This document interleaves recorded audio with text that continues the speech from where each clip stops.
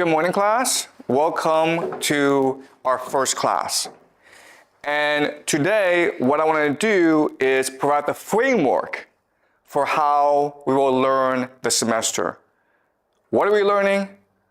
How are we learning? Why are we learning? All right, so this is a class of ideas. So it's really important for you to pay attention and understand how these ideas connect with each other. If I'm not being clear, ask me a question. In fact, make it a habit to ask as many questions as possible, because that way you will learn more, learning will be more fun for you, and learning will be much more clear to you, okay? So let's get in the habit of asking questions. So wherever I am confusing, wherever I'm speaking too fast, wherever you don't understand, interrupt me, okay? Let's get in the habit. All right, so I first want to talk about Immanuel Kant. We will be discussing him a lot this semester because he is the greatest philosopher in Western history. And he taught us how the world works. And this is what he told us. He told us that we can never know the objective reality. There is an objective reality, what he calls the noumena, okay? Or the things in themselves. That is not knowable to us. That is a world we can never access. Why? Because we perceive the world through our senses. Our senses, our perception, warps the world and changes it into a structure that we can process, called the phenomena.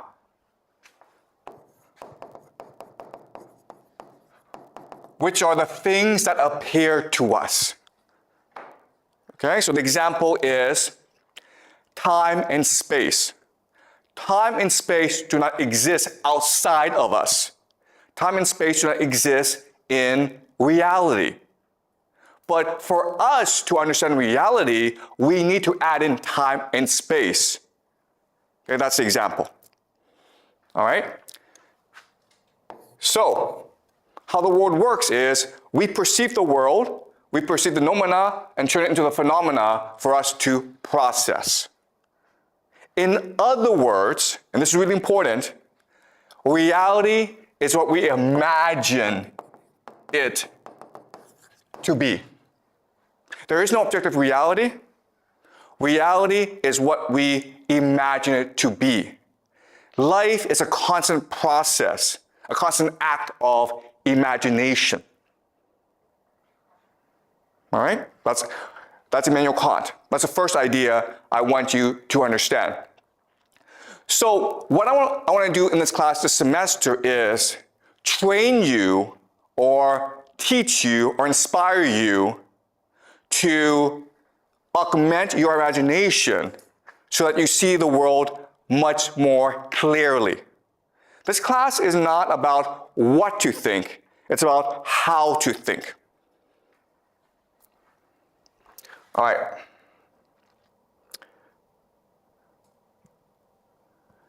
All right, so let me explain the structure of the course. So there's past, there's present, and there's future. We'll be looking at all three this semester: the past, the present, and the future. We will be analyzing all three in order to construct a more objective reality for ourselves. We will not succeed, we will fail. But the process of trying will train our minds to think much more critically about the world. So, let me explain how. In the present, we have geopolitics.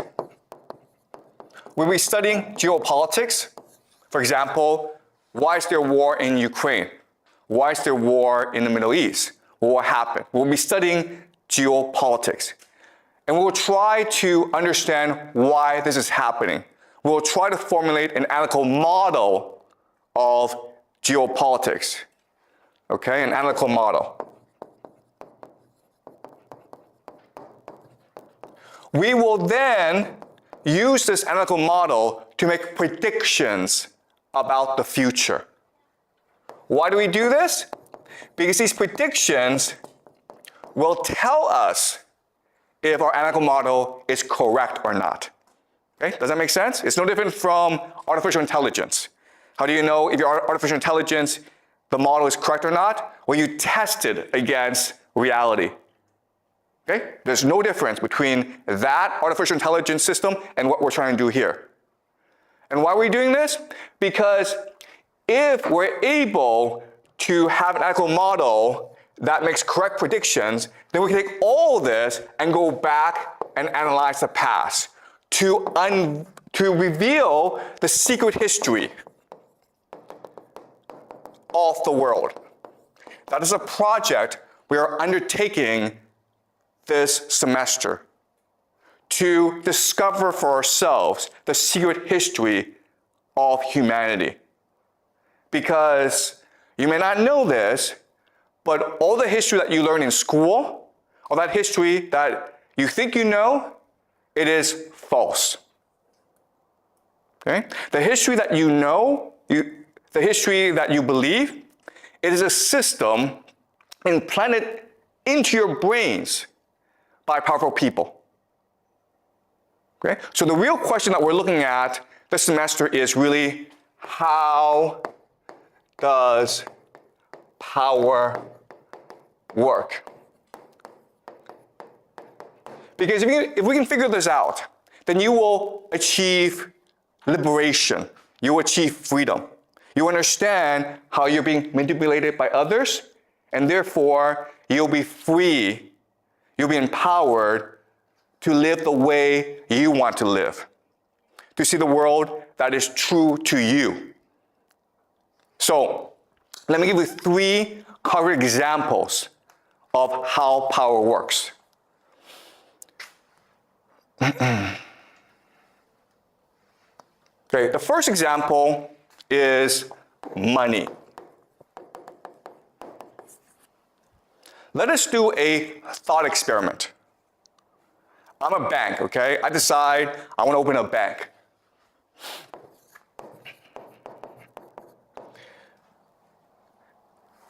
And now you're allowed to put money in the bank, okay? So all of you get together and you put $5 million in the bank. Not $5 million.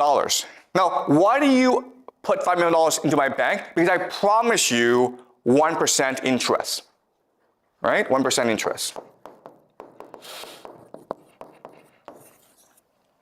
That's a really good deal. But now, because I owe you some money, right? I owe you 1% interest. I now need to go make money for myself. So I have a friend who's building a restaurant, and he says, I need $5 million to build a restaurant. And after a year, I will pay you back 10% interest. Okay? 10% interest. And so I make a 9% profit, and I can use that to pay my employees, to pay myself a salary, to build a new building, okay? So now I want you to think about this. I'm the bank, I got $5 million in deposit money, then I gave out a $5 million loan. Today, how much money is in the bank? Countless. Countless. How much money now do I have? I got $5 million from you guys, then I gave it out to someone else, right? So how much money is in the bank right now? Zero is zero, right? It should be zero. Logically, the answer is zero. In fact, zero is the answer that you are taught in economics. It's what you are taught, yeah? Zero is not the answer that we're taught in economics. Okay. You cannot loan all the money that you have. Like, for example, if they will have a limit like 25%, I don't know. Okay. Maybe 10%, so you can only loan like 4 million pounds. Okay, really good point, okay, yes. Okay, so that's really good. So in economics, you learn about the idea of the fractional reserve system. Okay, what's fractional reserve? As you say, you must leave behind a certain amount of money. It could be 7%, it could be 10%, it depends on the country, okay? Let's say 10%. So theoretically, I can actually lend out $5 million. I can only lend out $4.5 million. Okay? You're right, okay? That's law as well. Okay? Actually, okay, let's say I lend out $4.5 million, okay? Now how much money do I have in the bank? Yeah, $500,000, right? Okay, so again, this is what you're taught in economics. This is what makes logical sense, right? The correct answer, what actually happens in real life, is you now have $9.5 million. Okay, that is the correct answer. This makes no sense, right? But it happens in reality. And how do we know? Because over the past 20 years, Chinese banks, like the Bank of China, the Bank of Industry and Commerce, the Agricultural Bank of China, if you Google these banks, what you will see is, these past 20 years, these banks have become the largest in the world. How did that happen? Was it because Chinese people got rich and put all the money in the bank? No, that's not what happened. What happened, guys? Supported by the country, the government. Okay, what happened was these banks start to lend money out to corporations, to government, to people, to build skyscrapers, to build roads. In other words, the banks started to create money out of nothing in order to finance China's infrastructure projects. And that's what banks are allowed to do. They're allowed to print money, create money out of nothing. Okay, does that make sense? Now the question then is, wait a minute here. That's kind of absurd. How this system come into being? How is it created? Okay, well actually, there's a very easy explanation for where we got the system from. All right, so let me explain the history and the origin of the system. So in the beginning, it was merchants who engaged in finance, because merchants needed money in order to facilitate trade. Okay? And some merchants became extremely wealthy. And when they became very wealthy, they started banks in order to support trade and other merchants. Okay, so these banks traded in gold because that was the primary source and supply of money back then. Okay, so what happened is you would come and you would put your money, your gold, in the bank for safekeeping.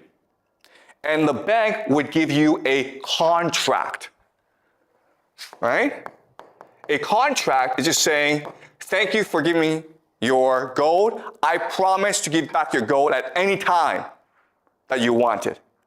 And this is what we call a receipt, right? And this would allow for better and easier trade. Because now I can take this contract and I can go to England, okay? Maybe I'm based in Italy.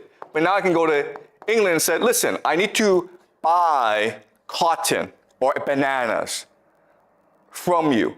And the person is like, well, what are you gonna give me? I'm gonna give you gold, right? So I take the receipt and I give it to you, right?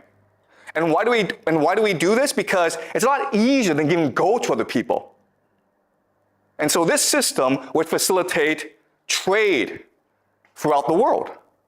Does it make sense? Now, I'm the bank. I have all this gold. And I want to make money with it. So I want to give it to other people. So other merchants would come to me and say, listen, I need gold. Can you lend me out gold? Right? But I say to him, yeah, but if I give you out the gold, you have a security issue. It's inconvenient for you. So why don't I give you a receipt, a contract instead? Does that make sense? Because all I need is a contract, all I need is a receipt in order to go and do trade elsewhere. Right? So by doing this, what I've done is I've doubled the gold in my bank, right? I've created money out of nothing. So the gold is still 5 million. That hasn't changed, but the receipt is now 5 million plus 5 million. So theoretically, I now have 10 million in the bank. All right? So that's how money and finance works. Now, there's a problem with this system. What's the problem with this system? What do you mean?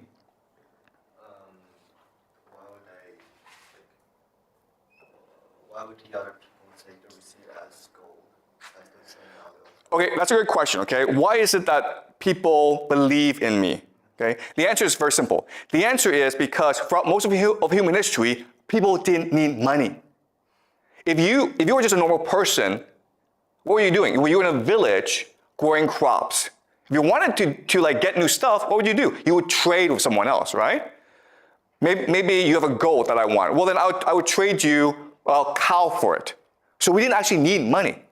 So throughout most of human history, no one had any need for money. It was only in certain circumstances that you would want money. So for example, marriage, right? Okay? So throughout most of human history, money represented debt that could be unpaid. Oh, sorry, debt that could never be repaid. So for example, a very common thing is maybe you and I fight and I kill you. Well, in theory, your family should now come and kill me. But obviously that would create a lot of problems, right? So the way to settle the dispute is I would give your family money. Because money was symbolically meant to say, I'm sorry I killed you. This is a debt that can never be repaid. Okay? That's what money was used for in most circumstances throughout human history. There was no actually real use for money. It was symbolic. But with the rise of trade and with merchants, they needed money in order to facilitate the trade. But these merchants all knew each other, so they trusted each other anyway. So money was a mechanism for them to trade easier, okay? Does that make sense? All right? Okay, so let's go back to the question. This system looks great. I can print money out of nothing, but there's a problem with this system. What is the problem? There's a problem here. Like you can forge the receipts and, the money fakes. Okay, that's actually a great question, okay? So, yeah, is it possible to forge the contract? Okay? So, that's a really good point. The problem is, so the answer is that they all knew each other anyway. Okay, because it's a very small circle. Again, we have not reached the modern period where it's a lot of people using money. If that's the case, then forgery becomes a problem. We'll discuss this in future classes, okay? Counterfeiting. But at this point in history, forgery is actually not a big issue. There's actually a bigger issue. And it's a huge issue. What's the issue? I have $5 million of gold, right? There's about $10 million of gold out there in receipts. What's the problem with that? The problem is that if everyone wants to go at the same time, I go bankrupt, right? Because I lose my reputation. The contract says that at any time you want the gold, I must give it to you. But if I have if there's $100 million in gold contracts, but I only have $10 million in gold, only if 15 million wants the gold back, then I'm screwed. This is what we call a bank run. okay? A bank run. And this is a huge problem for merchants, okay? There's also another problem with the system, and the problem is this. Who do I usually lend my money to? Do you guys know? If I'm a bank, if I'm a merchant, who do I usually lend my money to? Okay, guys, today we lend the money to entrepreneurs. But back then, there really weren't entrepreneurs. There were kings and noble people. And what did they do all the time? Why did they need money? To fight wars, okay? That's why there's a demand for gold. Because if I'm a king, I need to fight a war, usually against my brother or someone else to control this territory, right? Now, the problem with this is I could get killed, in which case, oops. But also, what's much more common is the king would be like, screw you, bank, I don't need to pay you back, okay? So there's actually a lot of risks with this system. So over time, develop a system to mitigate or reduce this risk. Okay? What would they do? What they would do is they would create cartels. Cartels are just partnerships. So maybe this bank works with another bank, throughout Europe. And the way they establish these cartels is usually through intermarriage, right? They would marry each other, they would combine together. And that way, let's say 15 million of receipts wants back the gold, but there's only 10 million. Well, guess what? You just go to another bank, okay? And let's just say a king decides, I'm not gonna pay you back, bank. Well, your bank works with other banks to establish a new enemy to kill the king to get the money back. Do you understand? And this system is what we call today central banking. And what you will learn in this class is central banking controls the world today. Okay? Now, what's really important about this system is that it's based on power. Right? And what power is, it can turn nothing, money, the contract, into everything. Okay? That's what money is. Okay, so we live in a world in which banks can print out money, right? So now, let's ask ourselves a question. Wait a minute here. If the banks can print as much money as possible, why do we have poverty? Right? Because we can just give money to poor people and they wouldn't be poor anymore. Why do we have poverty? If there's all the food in the world that we want, why are people starving still? Why? Because we don't have limited resources. Okay, so we don't have limited resources, we have scarcity, okay? Right, so that is the common answer, scarcity. We have poverty because of scarcity. But I already told you this. They can print money out of nothing. So money is infinite. Money is an infinite resource. So why do we have poor people then? That's kind of strange. Like money, aren't money just, used for trade? They still have limited resources and, the actual needs. Okay, so you see what's happening is this. You all believe money is scarce, okay? I just spent the past 10, 20 minutes explaining to you, it's not scarce, it's infinite. It's just a number. We can at any time print out as much money as we need, okay? So that's how power works. Power has brainwashed you into thinking something that is not true. You've been taught from the first day that money is scarce. But it's not scarce, it's infinite. And no matter what I say to you, you still believe this, okay? So you have to get that out of your head. Money is not scarce, it is infinite. So let's go back to the question. Why is there poverty in this world? Why do people starve? Why is there inequality in this world? Why are there poor people? Why are there rich people? What's the answer? Because they don't print infinite money. Okay, because it's scarce. So guys, this is amazing, okay? You guys can't get out of your head. You think money is scarce. You think it is not possible to print infinite money, when I already told you it is possible to print infinite money because they do this all the time. Yeah? The one who has the power don't want everyone to share the same. Yeah, Right there. because we don't want people to all have money. The powerful people don't want that. That's exactly the answer. And why? Because otherwise, no one would work. Do you understand? The point of putting money is not to give you money. The point of putting money is to create the illusion that money is valuable, and therefore you will work hard in order to obtain it. But in order for me to make you want to get money, I need to create artificial misery. Do you understand? Right? If there weren't poor people, you wouldn't want to be rich. It's only because you see people suffer that you would want to go make money for yourself. What do your parents tell you? Your parents tell you, work hard in school, make a lot of money. Otherwise, you're going to end up like a poor person. Right? Well, guess what? If there are no poor people, your parents couldn't say that to you.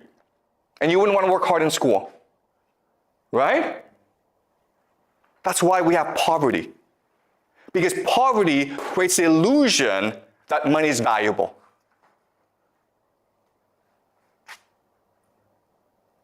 In other words, poverty isn't what you do to yourself, it is what the powerful do to you. Now let me ask you another question. You guys have studied some economics. Why do you have like crises? Crises. For example, there's a stock market crash. Or for example, the economy goes down and people lose their jobs. Why do you have crises? I don't know. Exactly. You're not taught this in economics class. That's kind of weird, right? The point of crises is to destroy money. Why do we need to destroy money? Because if there's too much money in the system, people don't have to work. So you have to destroy this money in order to make people feel money is scarce. Okay, does that make sense? So why do we have wars? Right? Why are there wars in the world then? Because they're fighting over scarce resources, right? I already told you, scarcity is a lie. The real reason is war is meant to destroy wealth in order to make you think money is valuable. Do you understand? You guys play World of Warcraft or these games, right? Guess what, guys? World of Warcraft in our world, there's absolutely no difference. You just run around pointlessly working hard to obtain credits in order to buy stuff. If credits just flew out of the sky, because they could do that, right? They could actually program the engine to just put money out of nothing. You wouldn't do nothing every day. You wouldn't play the game. Okay? It's only because you believe that there's scarcity in the world and that you must work hard to obtain wealth that you do any work. Do you understand this? Okay? So this world that we live in, it's a complete illusion created by central banking in order to make us work as hard as possible. Because the real value is not money. The real value is the work we do. Okay, does that make sense, guys? All right, yeah? Wanted to ask, you said scarcity is an illusion, right? But I understand that money can be printed infinitely, but resources such as food and land, they are technically unlimited. So scarcity still exists in other resources. Okay, that's a great question, okay? So the question is, isn't food scarce? Because food is a finite resource, right? Do yourself a favor, okay? Go to the garbage dump somewhere, anywhere in Beijing, and see the amount of food that is wasted every single day. If food was scarce, Why do we have food waste? Okay, so if you just do the mathematics, what you will discover is there's enough food to feed everyone.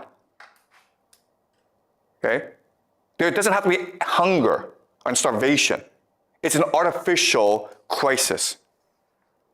Okay, does that make sense? So you're right in that, yeah, the food's not infinite, but it's abundant. There's a lot of it, enough to feed people.